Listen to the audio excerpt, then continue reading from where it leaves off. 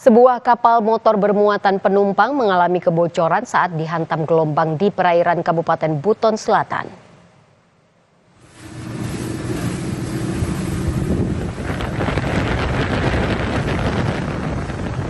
Kapal awalnya berlayar dari Pelabuhan Baobau menuju Pulau Batu Atas, Kabupaten Buton Selatan, Kamis kemarin. Saat kapal telah berada di perairan antara Pulau Batu Atas dan Pulau Siompu, haluan kapal tiba-tiba bocor usai dihantam ombak. Akibatnya, air masuk ke dalam kapal dan seluruh penumpang dinaikkan ke atas kapal.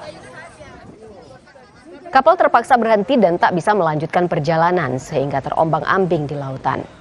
30 penumpang dan 6 awak kapal berhasil dievakuasi dan dipindahkan ke atas kapal milik SAR Kendari.